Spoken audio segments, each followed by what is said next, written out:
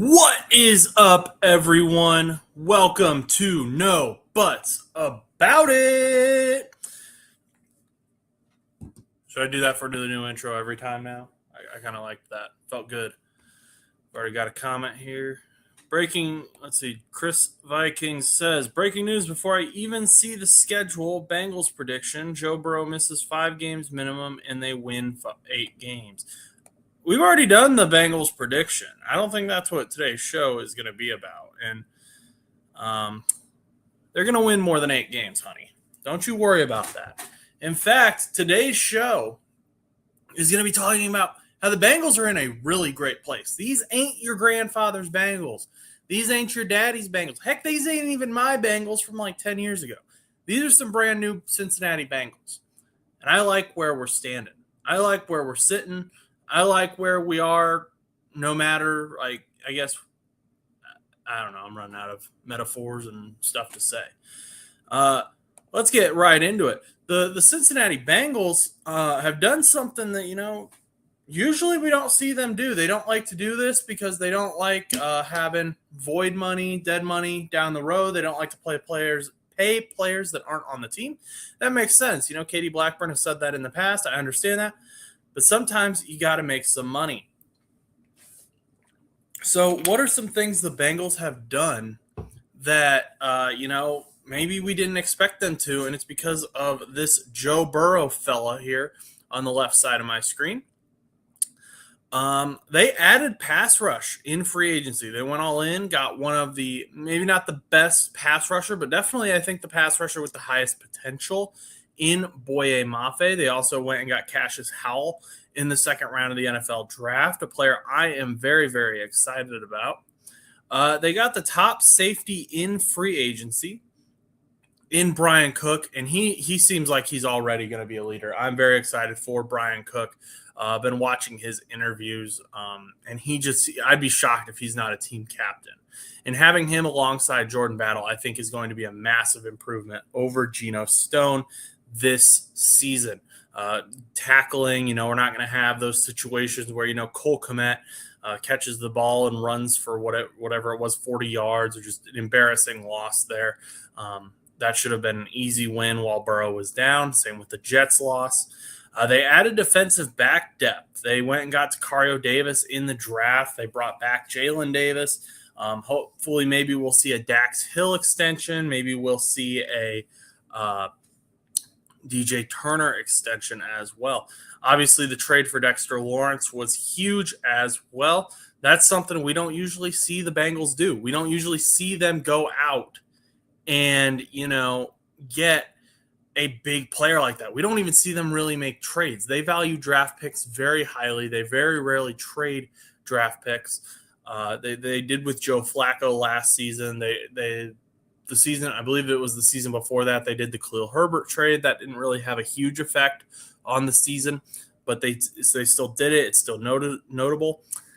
Dexter Lawrence, that trade, though, that's on a whole other level. Trading your 10th overall pick for a proven defensive tackle who's immediately going to elevate your defensive line is just not something that the Bengals do. But it had an immediate impact on the fan base, and I would imagine it had an immediate impact on the team, and on guys like BJ Hill, on these players that it's like, oh, okay, we for real now. Like we are investing in this roster. We believe in ourselves. And I think that's really exciting. This is a really exciting time to be a Cincinnati Bengals fan. We don't usually get to, be this excited. I haven't felt this excited for this defense in almost a decade. The offense has been the exciting part, but I'm actually really, really excited to watch players on defense. I want to see Cassius Howell. I want to see Dexter Lawrence. I love Dexter Lawrence. And now he's a Cincinnati Bengal? What? It's going to be so much fun this season watching these players. And there's one more defensive move the Bengals could make that would just, make my year. And that is add Bobby Wagner. Now, Bobby Wagner is still a free agent. And that Joe Burrow restructure I heard some rumors they thought it was just to get the Cassius Howell deal done. I don't think that's true. The Bengals needed some money. Joe said that he would do the restructure if it was to help the team. And I don't see, like, the Cassius Howell deal was going to get done anyway. The Bengals had the money for that. So I don't see why Joe would have restructured for that. But the biggest hole on the defense is definitely Bobby Wagner. Or not, excuse me, is definitely the linebackers. And the defensive coordinator, Al Golden, has said that he really trusts Demetrius Knight and Barrett Carter, the two second-year players with the Bengals. And that's fine. That's great. Awesome. Love that we trust them. Love that we want to develop them. I still believe in Demetrius Knight. I know a lot of fans still believe in Barrett Carter. Let's develop them. But let's bring in someone like Bobby Wagner to help with that development. So, according to Over the Cap, the Bengals have $16 million in cap space. The high-end estimated contract for Bobby Wagner is $9 million. He's expected a 1 year, $7 to $9 million deal. Let's go high-end, $9 million. That allows the Bengals $7 million to roll over or to have. They do tend to like to roll over some money into the next season, so we will allow them that little pillow if they want to, or if they want to spend it all and go all in, that's fine. Bobby Wagner last season had 2 interceptions, 4.5 sacks, and very important to the Bengals is coverage, 162 combined tackles.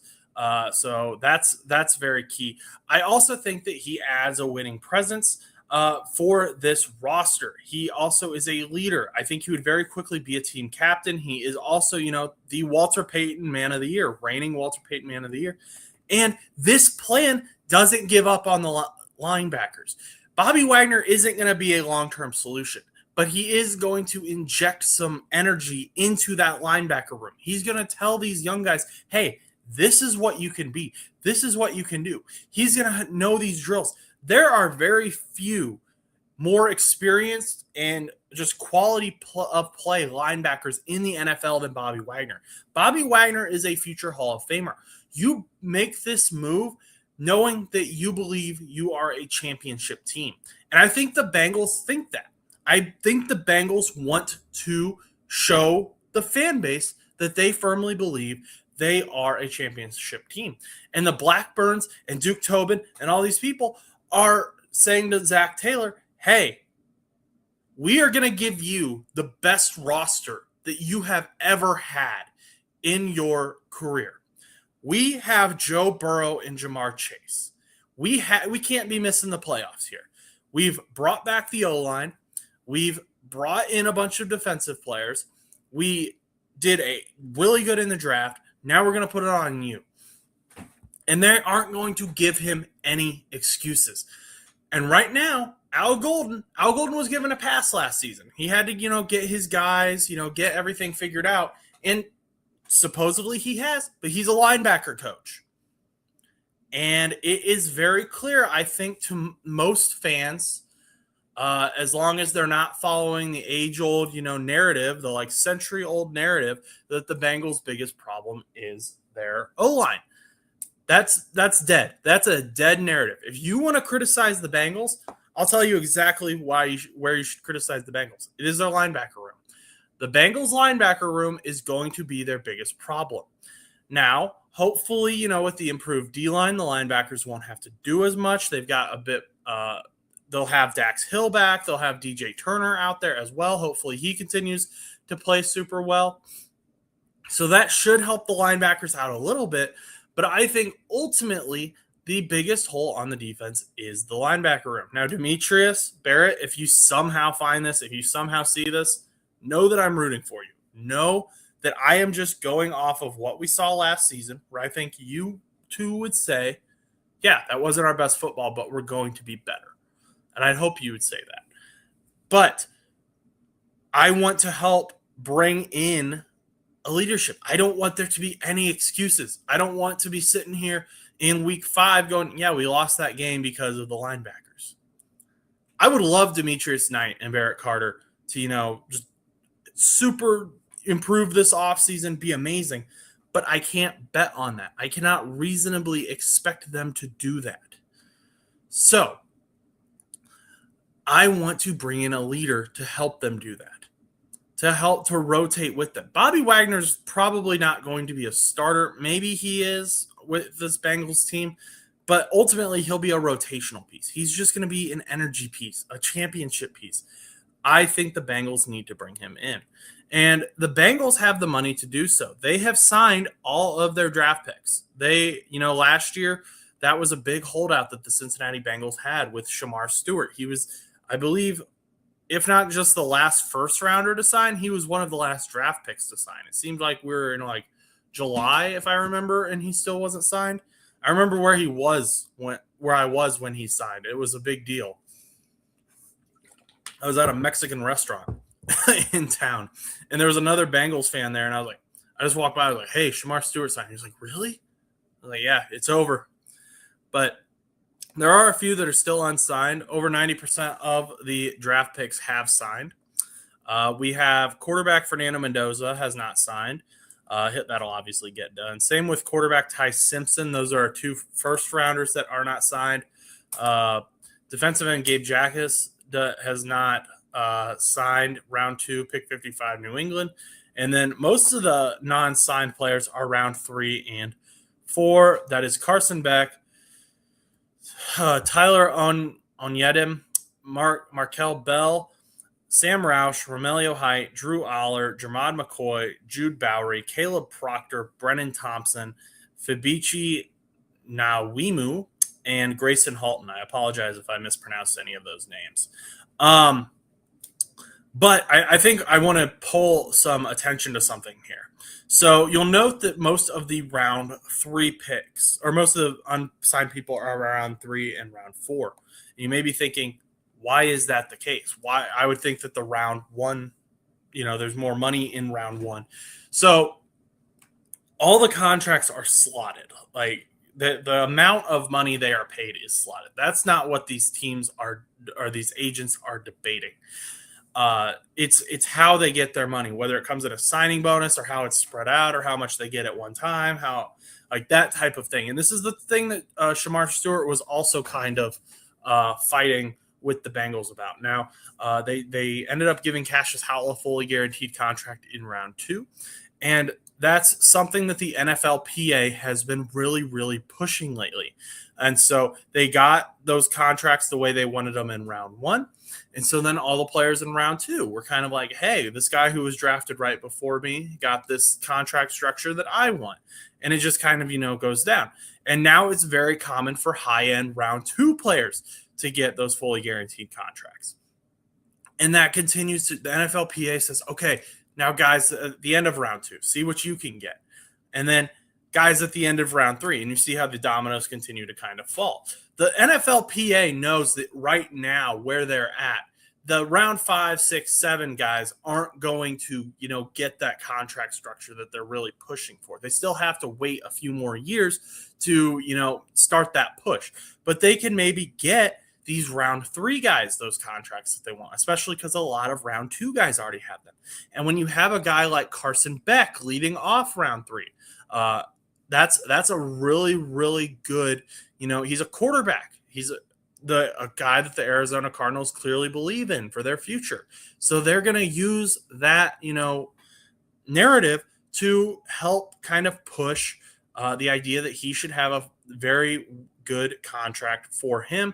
The wording should be beneficial, and his agents are going to be fighting for every single little thing that they can get. Same thing with, I think Jermod McCoy is going to be a really, really interesting contract to watch as well. Round 4, pick 101 to Las Vegas. Jermod McCoy was supposed to be a round 1 pick. If not, at the very, very, very least, he was supposed to go in round 2. Multiple experts had him as the top corner in this draft. It was between him and Mansour Delane. Mansour Delane went early in round 1 to the Kansas City Chiefs. Jermod McCoy had some injury issues, had some concerns. And that is why he fell to round 4. A lot of teams were concerned about that. The Las Vegas Raiders finally take a swing on him in round 4. But I would not be shocked if his agent is saying, look, we know the talent that he has. We know what type of player he is. Yes, he's coming off of an injury, but that's okay. Like, it's not going to, you guys drafted him because you believe in him clearly. Now, Jermod McCoy or the Raiders are going to say, yes, Tremont McCoy, we believe in him, but also he's coming off injury, right? They're having the same conversation with emphasis on different things. And so Tremont McCoy is probably the best chance of all the guys on that list from round 4 and below to get that, push that round 4 narrative forward for the NFLPA because he fell so far. And then in round 3, you have Carson Beck and Drew Aller. How the teams, the agents can be like, how much do you believe in this player? Do you believe in these players as much as you say you do? And kind of get that best, because these agents want the best contracts as well, because, that helps their resume, that helps their legacy with the NFLPA and getting bigger and bigger players signed to their agencies. So I think it'll be really interesting to watch how those players kind of decide things. I'm sure, I'm not worried about Fernando Mendoza and Ty Simpson. I don't think there's going to be a holdout there. I'm paying closer attention to Carson Beck, Drew Aller, and Tremont McCoy for those reasons. But I'm also thanking God that there are no Cincinnati Bengals on that list. Every single one of them has been signed to their rookie deal. And so, we get to move on. We get to look at this roster built by Duke Tobin to this point. And the room that is very, very interesting to me, and I, in my opinion, has gone talked about, underappreciated in a lot of ways, is the Cincinnati Bengals tight end room. Now, the Cincinnati Bengals have, in my opinion, one of the most fascinating tight end rooms in the entire NFL. So we have Mike Gesicki, who most people are familiar with. He's become pretty much a household name in his time from Miami to the Patriots to now the Bengals. Then Drew Sample, who is the longest tenured Bengal. Tanner Hudson. Eric All Jr., who, if you guys don't know, I love Eric All Jr. I think he is one of the highest potential players on this roster, and we'll get more into that as we go forward here. I did put a old video link down in the bio. There's also a video of before. Let's go back real quick. Caleb Proctor was on this list. I really like him. Joe Camo really likes him from the Cardinal Rule. I put a video about him. He is actually injured, but I put a video link to that as well. But anyway, back to the tight ends. I put a video about Eric All Jr., why I think he's so good. Back from 2024, maybe early 2025, we filmed that. So the quality's a little bit off, but shows our improvement over the years. Then we've got Cam Grandy, and finally we have rookie Jack Endries. So very, very interesting tight end room for the Cincinnati Bengals. Again, Mike Gesicki, Drew Sample, Tanner Hudson, Eric All Jr., Cam Grandy, and Jack Endries, who's a rookie. So I want to go through each one of these players and kind of talk about where they, what their strengths are, what their weaknesses are, what can we expect from each of the Cincinnati Bengals tight end room, and are they going to keep all of these players on the roster? I don't think so, but the way the tight end room is built, there's no one who's really super well balanced here. So first, let's get into the tight end one, Mike Gesicki. So Mike Gesicki is a receiving threat. He's basically a giant wide receiver too. He very rarely lines up in line. He's usually out wide. He doesn't really block much, and he's signed through 2027. He will be a free agent in 2028. And having him out there, in my opinion, kind of gives away the pass. I think when defenses see Mike Gesicki out there, they're like, okay, it's not going to be a run play most of the time. So they can kind of, throw that away. Yes, they'll pay attention. They'll watch the running back still have a spy on him. But they know that this ball is going into the air 95% of the time. So he had 28 receptions, 307 yards, and 2 touchdowns, which, keep in mind, he is on an offense with Jamar Chase and T. Higgins. So pretty decent numbers for a receiving tight end on the Cincinnati Bengals. I don't think he's a bad player. I want to keep him. I know Joe wants to keep him. I think he's reliable. But having him out there does show a weakness in the Bengals roster, because it immediately, kind of gives the Bengals away on their pass call or their play call for a pass. Then in a similar way, they also have Drew Sample. Now, again, Drew Sample, longest tenured Bengal in the NFL, been here forever. Not necessarily a household name, but definitely a household name for the Bengals. He's a pure blocker. He doesn't really catch. He will catch, as you can see, like here and there. He's got 15 receptions on all of last season. Has a few drops as well. He's in a contract year, and similar to Mike Gesicki, he tips off the play. When he's out there, it's very, very rare. I feel like that he's not going to be a pass catcher. And so the linebackers don't necessarily pay attention to him for that. But also, it's usually a run play. Usually, if Drew Sample is out there, you're tipping off that it's a run play. Now, you can use that to your advantage, obviously. Put Drew Sample out there, line him up, and make it look like it's going to be a pass play. And that, make it look like it's going to be a run play and then pass the ball. That can happen, but that's not really where the Bengals are. They don't tend to do that, I don't think. Not from what I've seen, not from what I've watched. And I think that the Bengals have, in their top two tight ends, very, very one-dimensional players. And that is a problem for the Cincinnati Bengals roster. And that's something they have to, move past. Then next up is Mr. Tanner Hudson. Tanner Hudson, again, older player. He's the oldest tight end on this roster, 31 years old.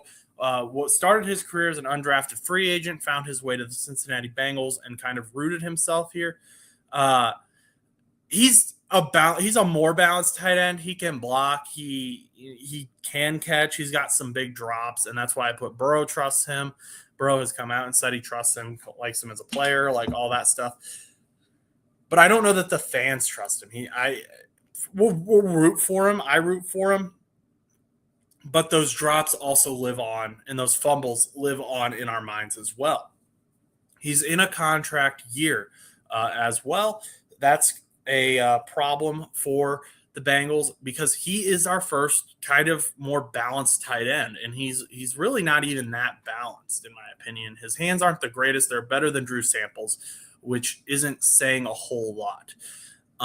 So that's where we are on Tanner Hudson. However, they've got him. They brought him back on a 1-year extension, if I'm remembering correctly.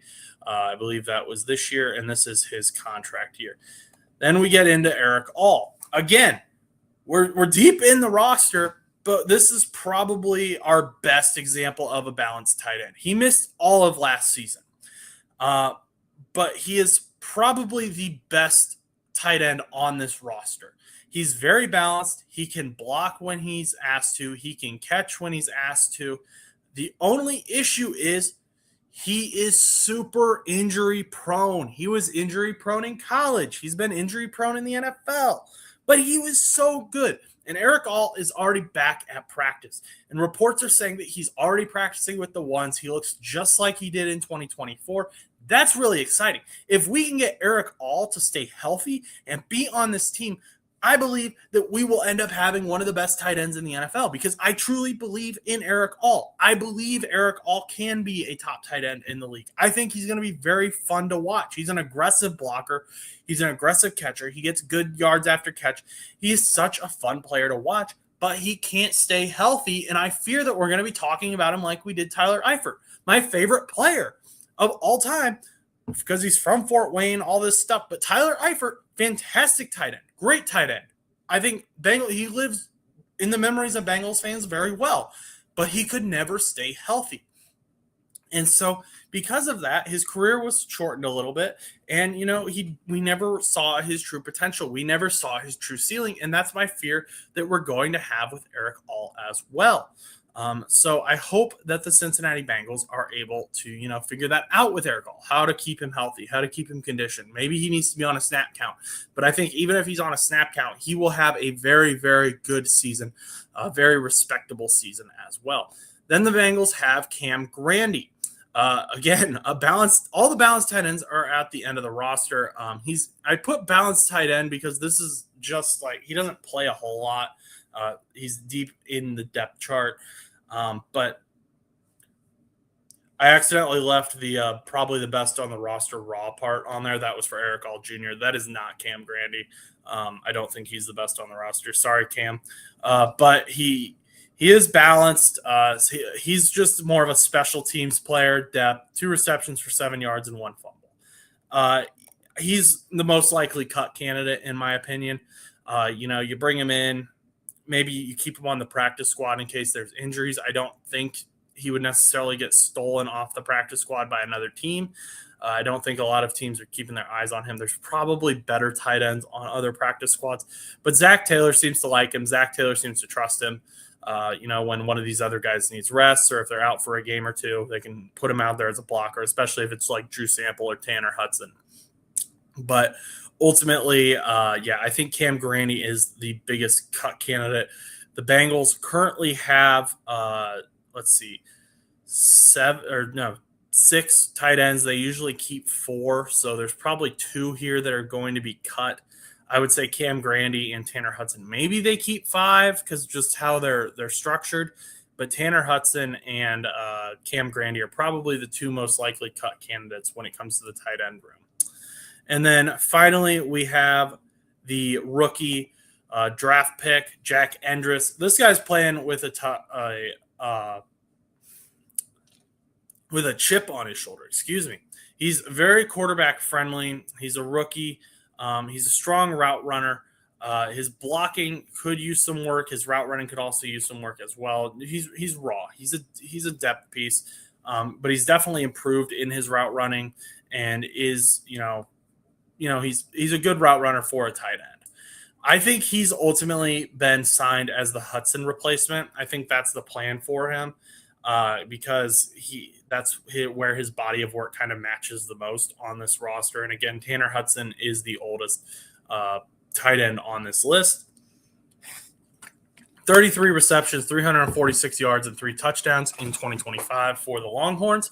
So clearly has some hands. Will that change in the NFL? Maybe a little bit, but I think that he can ultimately, elevate this roster a little bit. He says that he thought he should have gone higher. So play with that chip, prove those other teams wrong. Remember that, Jack. But ultimately for me, this is a Tanner Hudson replacement. I doubt they cut Drew Sample because Drew Sample is just, he's been there for so long. The Bengals have kind of tried to move away from, making fans mad about cutting long-term guys, cutting guys who have become fan favorites. And there is like a cult following for Drew Sample. He's not the biggest name in the NFL, but there are fans who really, really like Drew Sample. So cutting him wouldn't really make a ton of sense just from a roster building standpoint. I think you could get away with cutting Cam Grandy or Tanner Hudson a lot easier. And Jack Endress kind of fills in both of those roles. So ultimately, though, this Bengals tight end roster, in my opinion, is hinged completely on the fact of whether or not Eric All is able to stay healthy, because he is the most balanced tight end on the roster with the most potential. He has the highest ceiling. It's just that the injuries cause him to, have a lower floor. I think he would have gone a lot higher if he hadn't have had those injuries in college as well. I'm excited for Eric All. Let me know, down below, though, who do you think the most important Bengals tight end is this offseason or this upcoming season? Do you think they keep all these guys on the roster? Who do you think gets cut? Is it Cam Grandy? Is it Cam Grandy or Tanner Hudson? Is it both? Let me know. Do you think they cut Mike Gesicki for some reason? I highly doubt that, but, some fans have crazy opinions. So let me know if you have that opinion as well. And we'll talk about it. We'll maybe do a video on that if you think Mike Gesicki is worthy of being cut. Next up, we got Sean Payton. Moving away from the Bengals here a little bit, Sean Payton has signed a 5-year extension through 2030. His record is 32-19 over the course of 3 seasons. He's made the playoffs the last 2 seasons, missed it in his first season. And this is a crazy extension, monetary investment-wise. Some outlets are reporting that this deal is $18 million a year. And remember, the Denver Broncos had already invested in Sean Payton from the get-go. They traded for him. They had to trade to the New give some draft picks, I believe it was, to the New Orleans Saints in order to get Sean Payton. So they are already very, very invested in their head coach. And, things have gone well for the Denver Broncos. He's brought them lots of wins these last 2 seasons. Bo Nix is cooking. Bo Nix is developing well. They've, invested heavily in this roster on offense in terms of getting Bo Nix weapons, getting Sean Payton some weapons on offense as well to build around his quarterback. Most notably, Jalen Waddle, trading for him, getting him another weapon alongside Cortland Sutton. And we've talked about that on the channel before. That should be very, very exciting for Denver Broncos fans, excuse me. And then also they've invested in star players like Nick Bonito. They've invested in Pat Surtain II. They've got some really, really strong players on this roster. That defense was really, really good last year. And so the Broncos have said, we believe that we can win a championship with this roster. We believe adding to this roster, and we want to show our investment in Sean Payton. Now, Sean Payton is a very controversial figure in the NFL. Probably he's up there with Bill Belichick, I think, in terms of controversy. There's all sorts of allegations with him and stuff he's maybe done in the past, some proven, some not proven. But I think what you have to look at is the results. You cannot argue with, and Bill Belichick's the same way, you cannot argue with Sean Payton's results. He wins football games. Sean Payton turned around the Denver Broncos football team. He's gotten guys like Vance Joseph head coaching interviews. He is a very respected head coach by NFL officials. And the Denver Broncos know that if they don't extend him, first of all, the fans are going to go wild if they let Sean Payton walk. This dude has turned, I think they have the second most wins in the NFL over the last 2 seasons. But I